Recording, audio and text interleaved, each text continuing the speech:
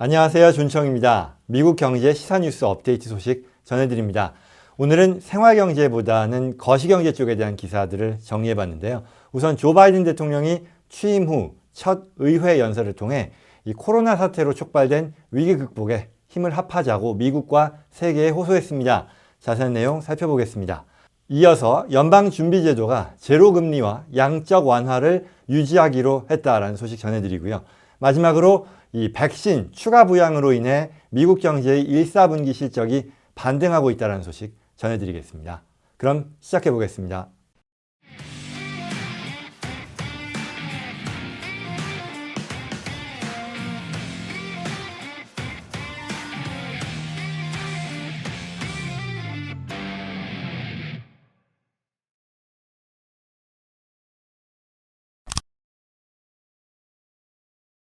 조 바이든 대통령이 28일 수요일 저녁 상하원 합동회의에서 연설했습니다. 취임 이후 첫 번째 의회 연설이었는데요. 연설에서 대통령은 현재 미국이 최악의 팬데믹 상황을 극복하고 또 대공황 이후에 또 최악의 경제 위기 상황이었는데 이런 것들을 기회로 바꾸기 위해 다시 움직이고 있다고 강조했네요. 첫 번째로 이 코로나 백신 보급이 성공적으로 진행 중이라고 가장 먼저 언급을 했습니다. 그리고 또한 백신 보급이 이렇게 진전됨과 동시에 1조 9천억 불 달러 규모의 경기 부양책인 미국 구제 계획이었죠. 아메리칸 레스큐 플랜의 성과도 곳곳에서 나타나고 있다고 말했네요. 특히 이 부양책 시행 결과 이 아동 빈곤율이 절반까지 낮아졌다고 바이든 대통령이 밝혔는데요. 관련 사업들이 미국 경제 전반에 활기를 불어넣고 있다고 강조했습니다. 이와 같은 움직임의 동력을 유지하기 위해 또 지난달 2조 달러 규모의 미국 일자리 계획이죠. 아메리칸 잡스 플랜을 제안한 것이다 라고 바이든 대통령은 말했습니다. 이거는요, 도로와 교량, 항만, 공항과 같은 사회 기반 시설이죠. 인프라스트럭처일 텐데요. 이런 것들을 현대화하는 작업입니다. 인프라를 현대화하기 위해서 대규모 투자 사업을 진행하는 계획. 이와 같은 계획이 앞으로 8년에 걸쳐 수많은 일자리와 막대한 규모의 자금 유통 효과 또한 가져올 것이다 라고 바이든 대통령은 이날 연설에서 말했는데요. 이와 같은 아메리칸 잡스 플랜과 더불어 추가로 이 보건과 복지 분야의 현안을 언급하면서 또 다른 추가의 부양안이라고 할 수 있는 1조 8천억 불 규모의 아메리칸 패밀리스 플랜, 미국 가족 계획이라고 할 텐데요.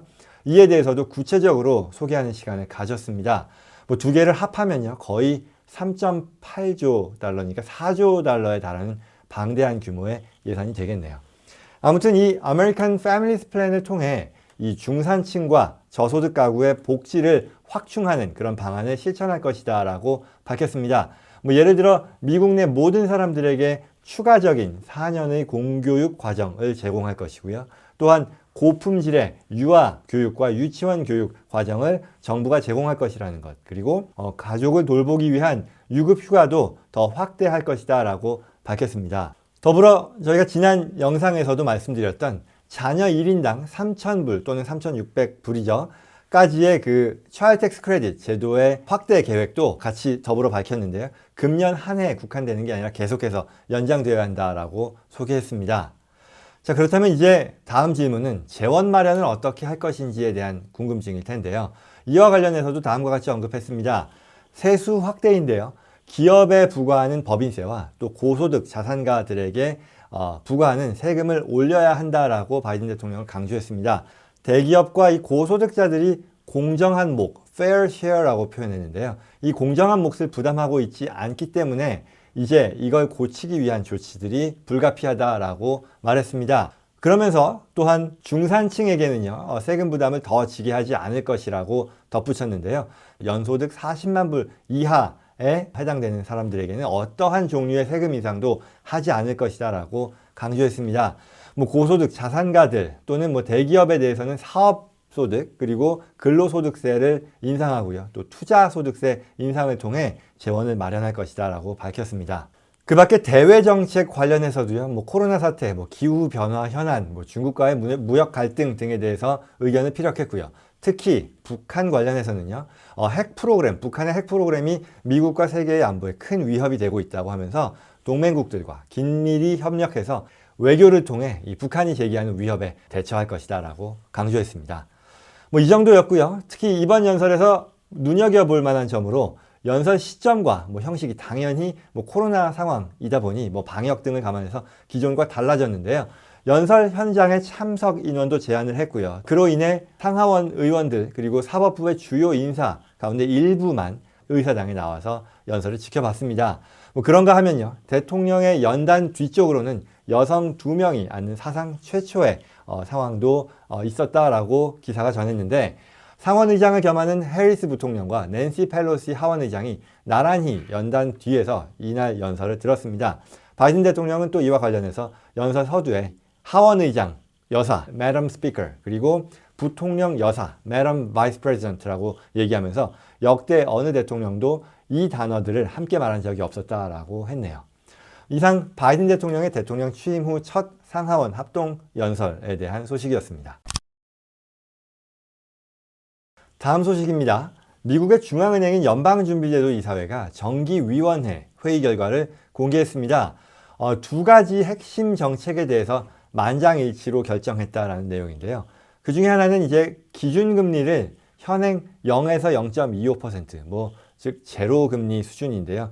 이 수준을 계속해서 유지하겠다라고 밝혔고요. 두 번째는 매월 1,200억 달러의 채권을 매입하는 양적 완화 제도를 그대로 유지하겠다는 겁니다.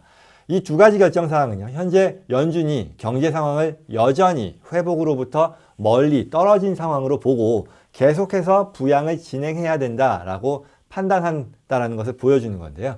이 제롬 파월 연준 의장은 이와 같은 연준의 결정의 배경을 설명하면서 미국 경제가요, 아직까지 완전한 회복으로 가는 길이 불규칙하고 멀었다라고 강조했습니다. 따라서 이 코로나 팬데믹 시기 이후에 실시한 갖가지 부양 노력을 계속해서 유지해야 할 때라고 설명을 했는데요.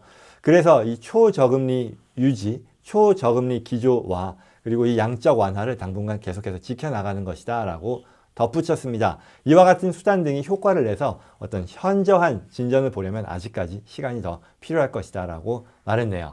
최근 이 소매 판매가 크게 늘고 또 신규 실업수당 청구 건수가 줄어드는 등 주요 경제 지표가 호조를 보이고 있긴 하지만 그럼에도 불구하고 아직은 낙관할 단계가 아니다라는 그런 이야기겠죠. 이 제로 금리와 관련해서는요, 연준이 이 기준금리를 제로 수준으로 인하한 게 이 코로나 사태가 악화하기 시작했던 작년 3월이었었는데요. 그 뒤로 1년여의 기간 동안의 회의에서 줄곧 이 제로 금리를 유지하는 쪽으로 결정해 왔습니다. 결국 이 말은 지금은 시장에 돈이 계속해서 더 돌아야 하는 그런 단계라는 것. 말하자면 이자율이 낮으면 돈이 금융기관에 묶여있지 않고 투자나 이제 소비처로 향하게 마련이니까요. 그래서 이런 부분들을 강조했고요. 한편 양적 완화 관련해서도요. 금융당국이 직접 나서서 이건 직접 시중에 돈을 푸는 거죠. 연준이 국채와 기타 채권 등 금융기관의 자산을 사고 파는 방식으로서 시중의 통화의 양을 결정하는 건데요.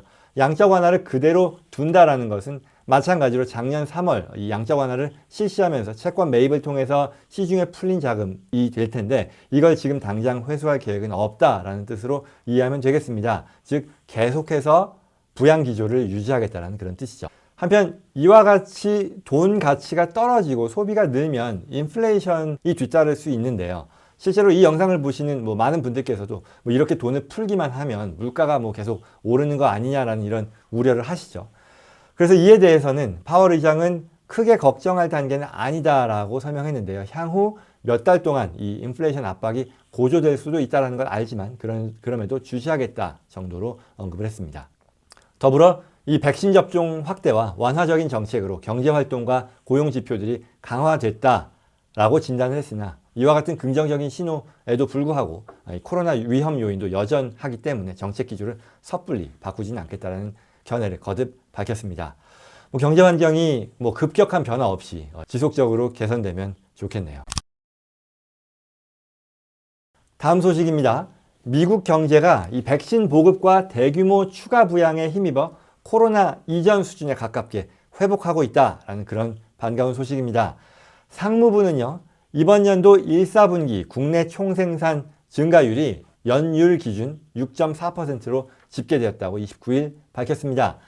이는 코로나 사태로 인해 침체되었던 기저효과 때문에요. 급반등했던 작년 3, 4분기를 제외하면 2003년도 이후에 최대폭의 성장이라고 언론은 전했네요.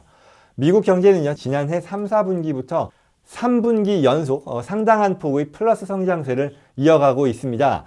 또한 올해 1, 4분기에는요, 조 바이든 행정부의 이 1조 9천억 달러 규모의 추가 부양 패키지 집행이 있었고요. 그리고 또한 이 코로나 백신이 광범위하게 보급되기 시작했죠. 그에 따른 각종 경제 활동의 어떤 제한들이 완화가 되면서 성장 동력을 제공한 것으로 보인다라고 분석했습니다.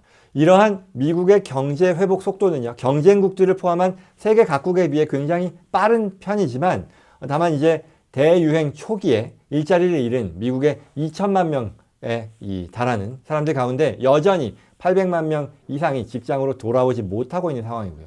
부문별로 또 불균등한 이 회복 양상을 보이고 있기 때문에 여전히 완전한 정상 궤도의 미국 경제가 올라섰다라고 단정하기는 어려워 보인다라고 하네요.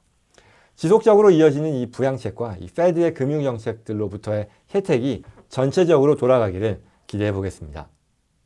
오늘 소식 이것으로 마치겠습니다. 도움이 되었기를 바라고요. 역시 도움이 되었다 생각하시는 분들께서는 구독과 좋아요 버튼 눌러서 많은 분들께서 공유할 수 있도록 도와주시기를 부탁드립니다. 그럼 저는 다음 시간에 뵙겠습니다. 고맙습니다.